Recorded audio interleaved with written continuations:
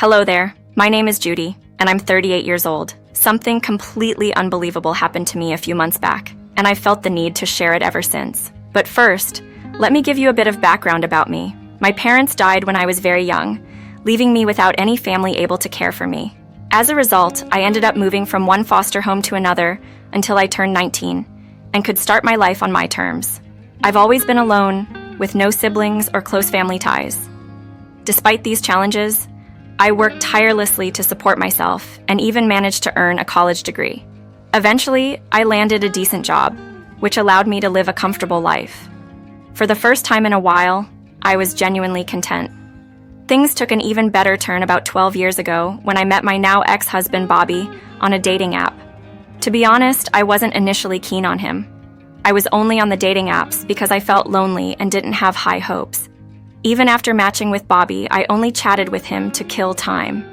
Agreeing to a date was more about not having any other plans than actual interest.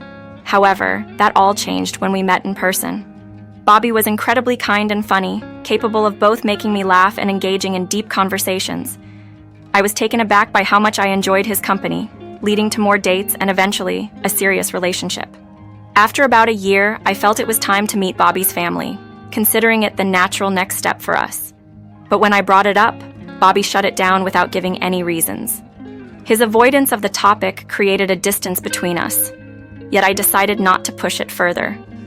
3 years into our relationship, Bobby proposed, and I was over the moon saying yes without hesitation. However, as we started planning our wedding, doubts began to creep in about never having met his family. These worries started to eat away at me, making me question everything about our relationship. I always harbored this nagging thought that Bobby kept me from meeting his family because, in some way, I didn't measure up. This worry began to gnaw at me, bleeding into every facet of my life until I couldn't bear the uncertainty any longer. So, I gathered my courage and confronted Bobby directly, seeking the truth behind this mystery. "Can I ask you something a bit personal?" I ventured one day, my curiosity getting the better of me. "Yeah, of course, what's on your mind?" Bobby responded, seemingly open to the discussion. "It's just, I've noticed I've never met any of your family members. Is there a reason for that?" I asked, bracing myself for his answer. Bobby sighed deeply, a shadow passing over his face. "Well, I don't have family in the traditional sense. My dad passed away about a decade ago, and as for my mom," his voice trailed off. "I'm so sorry to hear about your dad," I interjected, offering my sympathies while feeling awkward about prying into such a personal topic. "My mom's around, I guess," he continued somewhat evasively. "We don't talk. You don't talk to her? May I ask why? You don't have to share if it's too much." I pressed gently, realizing the sensitivity of the conversation. "No, it's okay. We're getting married soon, and you should know this," Bobby started, seeming to find some resolve. "We had a massive argument years ago. Honestly, I can't even remember what sparked it. She was always interfering in my life, acting as though she held the moral high ground, constantly criticizing my choices. It got to a point where I couldn't take it anymore. When I confronted her, she called me a disgrace to the family." "That sounds incredibly tough," I sympathized, trying to imagine the pain such words could inflict. "It was at first, but I've moved on. I'm in a much better place now, especially with you in my life." He smiled, squeezing my hand. "But do you ever think about making amends? It's been years, and both of you might have changed," I suggested, hoping for some resolution to his familial strife. "Absolutely not," he said firmly. "You weren't there to see the negativity she brought into my life. I can't let that back in, especially not on our wedding day. If she tries to reach out, I'd rather we just ignore her." "Okay, whatever makes you happy," I agreed reluctantly, hiding my disappointment. Despite my lack of family connections, it saddened me to see Bobby so estranged from his remaining family. I struggled to understand his perspective, but just a few days later, Bobby left for a business trip, giving me some space to process everything. During the quiet moments following our conversation about Bobby's estrangement from his family, I found myself coming to terms with a future that felt surprisingly unconventional. Our life together, marked by a distinct absence of family traditions, didn't seem so daunting anymore. And so, we celebrated our union in an intimate ceremony, surrounded by close friends who had become our chosen family. Over the next couple of years, we threw ourselves into our careers and each other, achieving professional success, and enjoying the freedom to explore the world together. Those travels and shared experiences brought us closer, filling our lives with joy and adventure. As we neared our 3rd anniversary, the topic of starting a family began to surface. Initially, the thought made me hesitant. My childhood, marred by loss and instability, left me fearing the worst for any child of mine. And with Bobby's family out of the picture, the idea seemed even more fraught. But Bobby harbored a deep desire to become a father, a dream he held onto with unwavering conviction. After many heartfelt discussions, I agreed, moved by his enthusiasm and our shared love. We decided I would leave my job to focus on starting our family, a journey that proved more challenging than we anticipated. After 2 years of trying, our persistence was rewarded with the arrival of our son, a moment that redefined happiness for me. Bobby embraced fatherhood with an unmatched dedication, balancing his responsibilities at home and at work with ease. Life seemed almost too perfect, a sentiment that lingered until an unexpected call disrupted our bliss. "Hello?" I answered, puzzled by the unknown caller. "Hi, this is Nicole, Bobby's mother," came the reply, a voice I had never heard but instantly recognized. "Oh, hello! How are you?" "It's nice to finally speak with you," I responded, surprised and cautiously optimistic about this new connection. "I'm fine. I was just wondering when you'll be coming over." Nicole's question caught me off guard. "Coming over? I'm not sure what you mean." "Bobby didn't mention anything about visiting," I replied, confused. "Well, Bobby dropped off your kid here with me, and I need to know when you're picking her up." "I have my plans too," she stated bluntly. This revelation left me stunned. The idea that Bobby had taken our son to meet his mother without telling me, and her mistaken reference to our son as a daughter, opened up a floodgate of questions and concerns. What had prompted Bobby to reconnect with his mother? And why now, without any warning or discussion? Reeling from Nicole's declaration that she had been caring for a child, mistakenly referred to as my daughter when in reality I have a son. For about 5 months, my mind raced. I don't have a daughter, only a son. And wait, how did you even end up with my number? I asked, trying to piece together the bewildering situation. Nicole explained that Bobby had left the child with her, providing a note that included my number for emergencies should he not return in time. This information did nothing to quell my growing confusion and concern. But why would Bobby give you my contact information? And whose child have you been looking after all this time? I pressed further, seeking clarity on the baffling scenario. "I was hoping you could tell me that. He seemed rushed and only left me with this number," she said, her tone suggesting she was as perplexed as I was.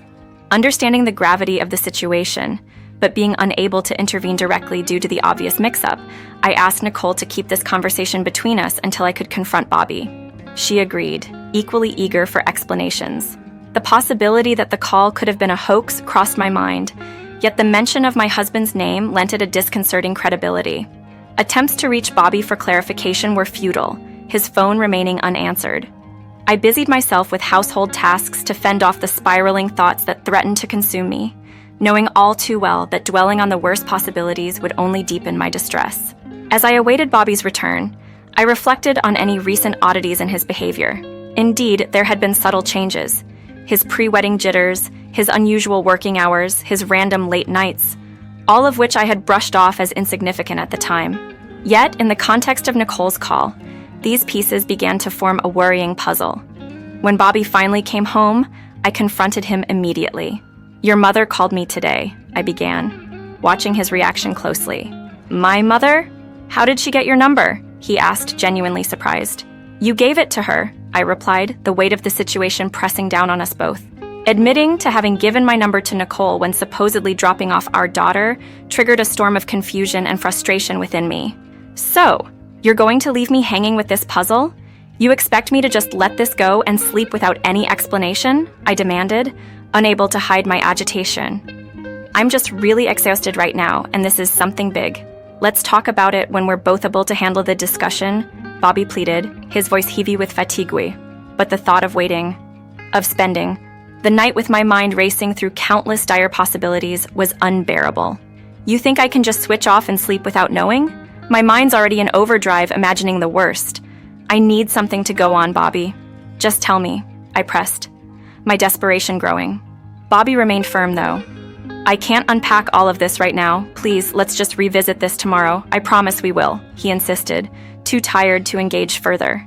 His refusal only fueled my anger and determination. Fine. If you won't tell me, I'll find out myself, I shot back, though he doubted I'd uncover anything on my own.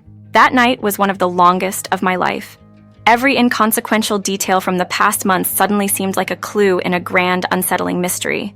Even mundane acts like Bobby volunteering for grocery runs now appeared sinister, as if every moment away was an opportunity for deceit. If Nicole was indeed watching a child he fathered, when could this betrayal have occurred? Exhausted and overwhelmed, I finally succumbed to a restless sleep, only to be awakened shortly after dawn by my son. As I prepared his breakfast, the unresolved questions resumed their relentless swirl in my mind. I realized that confronting Bobby directly wasn't yielding the clarity I needed. The only other person who might shed light on this perplexing situation was Nicole. With a mixture of dread and determination, I decided to reach out to her once more, hoping she would provide the pieces missing from this perplexing puzzle. My heart pounded as I dialed her number, silently praying she would pick up and help me navigate through this turmoil. Gathering my resolve, I reminded myself of the stakes at hand, not just for my peace of mind, but for the well-being of our son. "Hello, Nicole. This is Judy, the one you called yesterday," I began, my voice steadier than I felt. "Oh, hello, Judy. Have you managed to uncover anything new?" Nicole's voice carried a mix of curiosity and concern. "Not really. I tried to bring it up with Bobby, but he brushed it off quickly," I admitted, feeling a mix of frustration and desperation. "That sounds just like Bobby, always sidestepping difficult conversations," Nicole observed with a hint of disappointment. "Do you want me to talk to him for you?" "No, I need to hear it from him directly. But could you possibly tell me more about the argument that caused such a long silence between you two?" "He made it seem like you hadn't talked for years," I ventured, hoping for some insight. "A long silence?" "We only didn't speak for a few months after our disagreement," Nicole corrected, her response catching me off guard. "So, you've been in contact all this time?" I asked, the pieces not adding up. "Yes, of course. Wait, Bobby didn't want me at your wedding?" Nicole sounded genuinely surprised, and a sense of dread began to form in my stomach. "He told me you weren't around. That's not the only inconsistency. Whenever I brought up meeting you, he'd invent reasons why it couldn't happen. He said you were either too busy, out of town, or that you two had a massive fallout," I explained, the web of lies starting to unravel. "We never had such a serious fight that would cause us not to talk for years. I can assure you of that." Nicole's voice was firm, and it dawned on me just how manipulated I had been. "All those lies made me see you in a negative light, which is why I never pushed to meet you. He said you were always judging him, which led him to cut you off," I continued, sharing the narrative Bobby had spun for me. "That's hurtful. I'm sorry you were caught up in this," Nicole apologized, though the fault was not hers to own. Returning to my initial question with a heavy heart, I asked about the cause of their past conflict. Nicole revealed that the dispute was over. Bobby cheating on a previous long-term girlfriend, a revelation she had made to the girlfriend, which ended their relationship and led to a fallout with Bobby. The possibility that Bobby could be repeating his past behaviors loomed large in my mind. "Do you think he's cheating on me now?" I asked, dreading the answer. "I can't say for sure, sweetie, but given his history, I wouldn't dismiss the possibility." Nicole's honesty, though painful, was a catalyst for action. Armed with this new information, I resolved to confront the situation head-on, determined to uncover the truth behind Bobby's web of lies and deceit. As Nicole reassured me of her support and willingness to keep communication lines open for the sake of our son and me, I felt a small comfort amidst the chaos unraveling around me. Her offer to help was a beacon in the storm that had become my life. "Thank you so much," I managed to say, my mind still reeling from the revelations. The truth that emerged painted a stark contrast to the life I thought I shared with Bobby. Our entire relationship, it seemed, was founded on a web of deceit.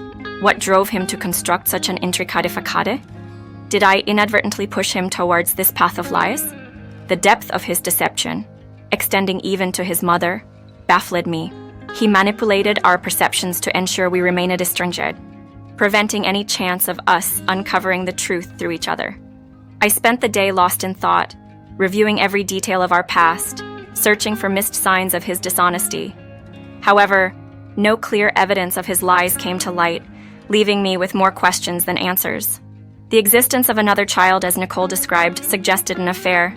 Yet I struggled to pinpoint when Bobby could have possibly strayed. The notion that Bobby might have fathered a child with another woman filled me with a profound sense of betrayal, not just for myself, but for our son. The idea of raising a child in the shadow of such deceit was unbearable. Despite my resolve to leave if Bobby had indeed been unfaithful, a sliver of hope remained. I clung to the possibility that the child's existence might be the result of a sperm donation, a scenario I encountered during my frantic online research for explanations. When Bobby returned that evening, I couldn't hold back my need for the truth any longer. "I talked to your mother again," I confronted him, my patience worn thin by his evasions. "Why are you doing this?" "I asked her not to talk to you," Bobby responded, a mix of frustration and guilt in his voice. "Because I want answers, Bobby. And your constant avoidance makes me think you're hiding something," I pressed, demanding transparency. He attempted to defend himself, but the discrepancies in his stories only fueled my suspicion. The lies about eloping, the false accusations against his mother, it all crumbled under the weight of his deception about an affair just months before our marriage. Bobby confessed to a fleeting encounter during a business trip, an admission that only served to deepen the chasm of trust between us. His excuses, his fear of losing me, did nothing to mitigate the betrayal. The realization that he never intended for me to discover the truth was a bitter pill to swallow. As Bobby scrambled to justify his actions, I was left to grapple with the consequences of his deceit. The fabric of our life together, once woven with trust and love, now lay in tatters at our feet. In a moment of overwhelming betrayal, Bobby tried to explain away the hurtful secrets he had kept from me, including a child from an affair. The shock of his admission left me speechless. "This is beyond belief. How could you think keeping this from me was okay?" I asked, the pain in my voice palpable. Bobby attempted to reassure me, claiming his faithfulness remained intact despite his involvement in his child's life, an arrangement that involved his mother babysitting. But his words offered no solace. "I need time away from you. This is too much," I said. "My decision is firm." He pleaded with me not to leave, promising transparency in the future. But the trust was shattered. "How can I believe anything you say now? You've deceived me in the most hurtful way possible, and I can't stay with you," I declared, my heart heavy with the decision to take our son and leave. As I prepared to leave, Bobby's desperation grew, but so did my resolve. I had envisioned a family built on love and honesty, but Bobby's actions had irrevocably damaged that dream. Packing our belongings, I left with our son, ignoring Bobby's tearful pleas. Seeking refuge, I turned to Nicole, who had shown me kindness and support. She welcomed us, providing the comfort and understanding I desperately needed during this tumultuous time. Her home became a sanctuary, where I could begin to heal from the betrayal and contemplate our future. Bobby, unable to respect my need for space, sought me out at Nicole's, but she stood as a protective barrier, ensuring I could recover in peace. Through it all, Nicole was a pillar of strength, offering guidance and emotional support as I navigated the painful process of moving forward. This chapter of my life was marked by betrayal, but also by the discovery of unwavering support from an unexpected ally. Nicole's kindness reminded me of the resilience of the human spirit and the healing power of compassion. Nicole became my rock during this turbulent time, ensuring Bobby couldn't disrupt the sanctuary she provided. She was instrumental in helping me secure a competent divorce attorney who stood by me as I navigated the complexities of divorce and fought for the custody of our son. Despite Bobby's attempts to use the legal proceedings as a way to maintain contact, I kept communication strictly through my lawyer. In the courtroom, the truth of Bobby's actions didn't portray him in a favorable light, resulting in a judgment that required him to provide both alimony and child support. In terms of custody, the court granted Bobby visitation rights for 1 weekend a month. While I had reservations about their relationship, I believed it was important for my son not to lose contact with his father entirely. I decided to wait until my son was older before explaining the situation, allowing him to form his own opinions about his father. Bobby's reaction was one of profound regret, and he attempted to reach out to me through Nicole. However, Nicole shielded me from these attempts, ensuring that my request for space was respected. Eventually, I learned that Bobby had moved in with the mother of his other child, a decision that closed a chapter in our lives. The aftermath of these revelations and the ensuing divorce necessitated a period of intensive therapy for me. It was a journey of self-discovery and healing, one that taught me resilience and the importance of emotional well-being. After months of reflection and growth, I've reached a place where I can openly discuss my experiences. Sharing my story is not only a step towards my healing, but also a hope that it might support others going through similar trials. Thank you for taking the time to listen to my story.